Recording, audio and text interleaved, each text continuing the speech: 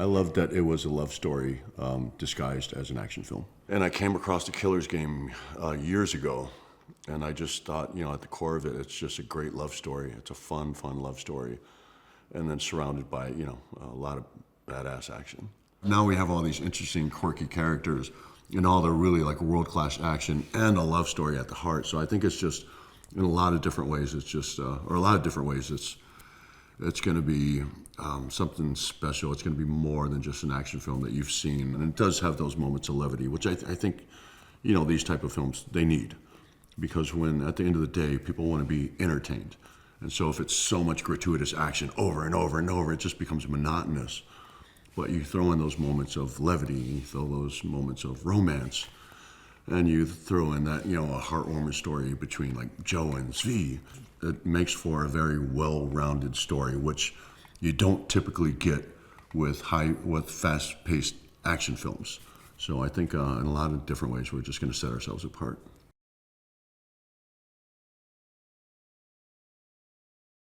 Joe Flood was probably always somewhat of a misfit, never really found where he fit in until he was in the military. I think he found his calling and found that he was naturally good at combat. So I think it's one of those things where he really pursued what he does for a living, really just because it was a kind of a natural order for him. It was a natural flow, a natural progression, not because anyone, you know, ever wakes up and thinks, you know what I want to be when I grow up? An assassin. But I think Joe Flood found what he was good at, and he pursued it, and found other people that were kind of, you know, pursuing the same interests. And so he fell into this world, and I think now he's, you know, he's older, and he's starting to reflect and see that he's missing a few things, maybe a few things that he's never realized he was missing. And I think one of those huge things is love. I think Joe Flood's in love for the very first time, and he doesn't know how to deal with it emotionally. He doesn't know where to put those emotions.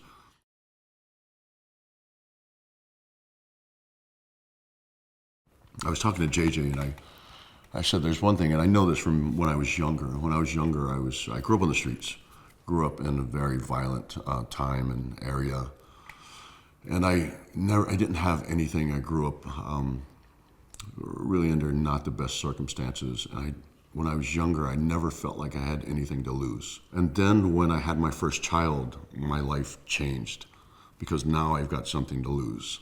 And I think Joe is at the same point in his life where you start looking at life differently when you've got something to lose. And now Joe he's found Maisie, he's fallen in love with Maisie, and he finds out that his life is ending, but it hurts because now he's got something to lose.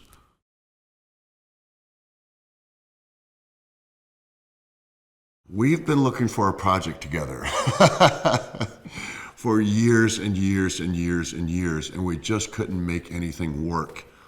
And this was just kind of a last minute thing that just fell together.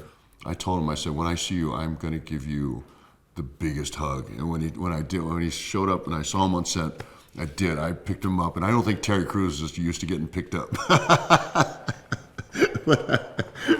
I picked him up. I was just so happy that we're finally able to do this together. And he's got a role that is just so tailor-made for him. He's just gonna pop out, and people are gonna be quoting him. They're gonna be quoting him. They're gonna be quoting Love Doll like they quote Drax. And he's gonna get tired of hearing it because all they're gonna do over his social media is quote Love Doll for the next 10 years. I'm so happy he's here, and I love him as Love Doll, but I love him more as a human being because he is just such a good-natured, kind human being, and I just love him to death, and I thank God that we're able to do this together.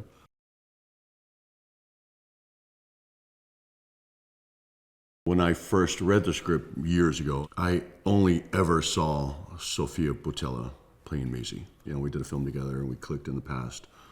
And I just knew we'd have that chemistry would kind of translate on the film and it would just work. And for me, this was something that was very important to me because I do see this as a love story.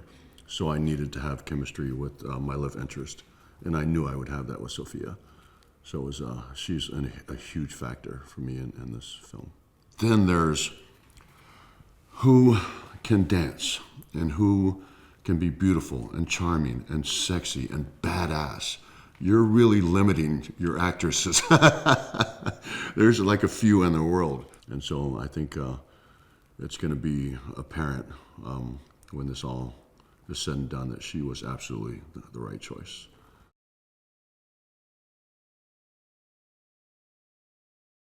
We're talking about Joe Flood. He's a man he's made out of metal. He's made out of metal. He's not afraid of anything. But Zvi is that one guy that he's just looks up to, he admires, he respects, and he trusts.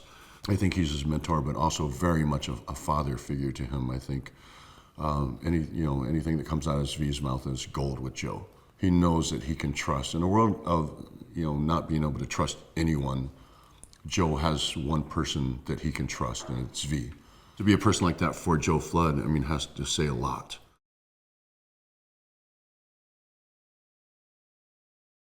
There's an odd energy when Serben walks in, and there is such a respect factor with him. Everybody is they're on their best behavior, and he carries that with him in real life, and it translates onto screen.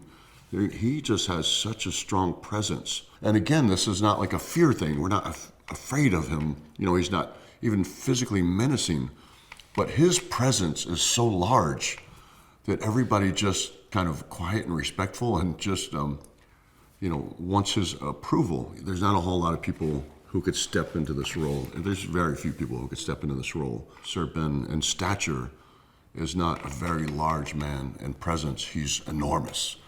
So he needs to carry that onto screen because it's got to be believable that this man would be someone that would be so revered by one of the best assassins in the world.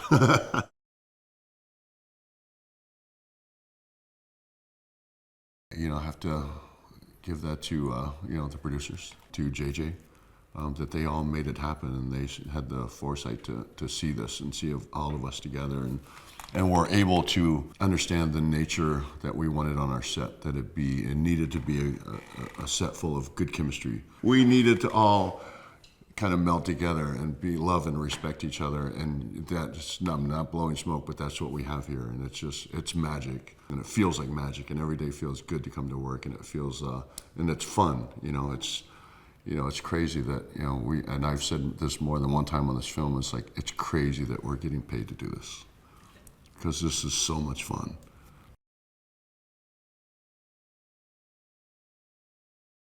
I think what I've enjoyed most is just getting to know JJ as a person. JJ and I's relationship together is we're both exploring new things for the first time together. And so I feel like we are collaborating. He said, because Dave, I need to prove myself too. He said, I haven't done that. People are going to be expecting a certain thing from me. They know me for action. They're not seeing me direct a love story.